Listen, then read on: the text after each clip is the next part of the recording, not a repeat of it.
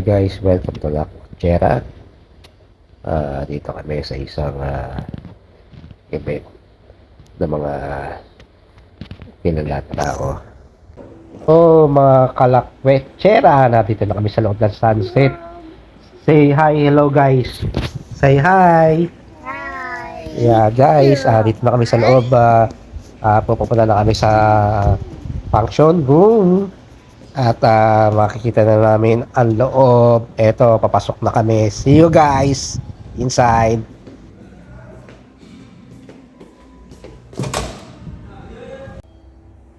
Hello guys, narito kami sa function room nila sa may reception. Ito yung food area nila sa loob. Ayan guys, lalabas kami. Ayan. Tara guys, kain tayo at simulan natin yan. Kumain. Gutom na mga guys. Gutom na.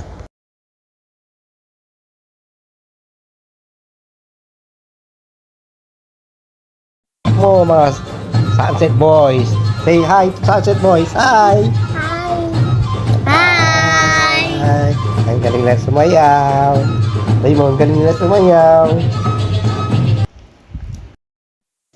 Guys, kaya kami napunta dito birthday ng amo namin at wedding din ng amo namin. Kaya yan, pinagsabay. Dito kami naimitahan kumain at ito ang minamanage niyang hotel.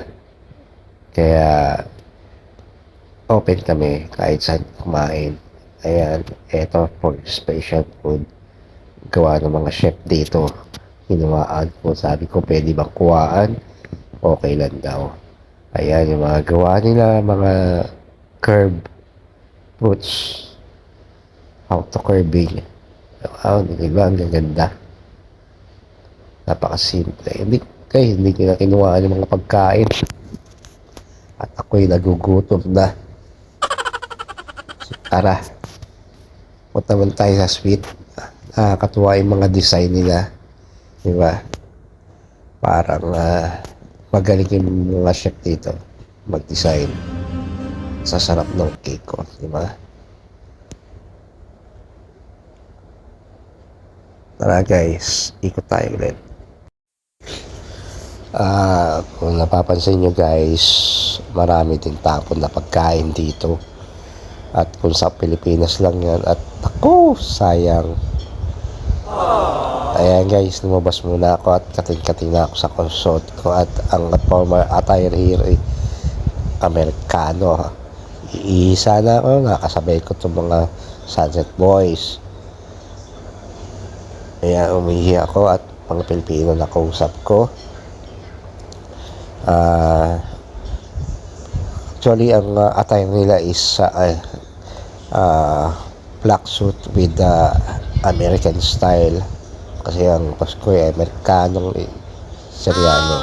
Kailangan naka-Amerikano ko. Kating-kating na ako.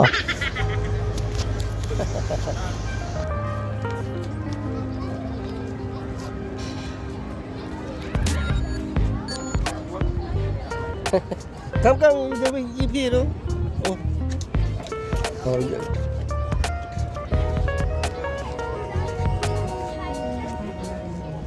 Surprise, Brian. Baba. What? Good? Baba. No. We asked for tissue. Dado. Tell him you need tissue. We go, tissue. Tissue.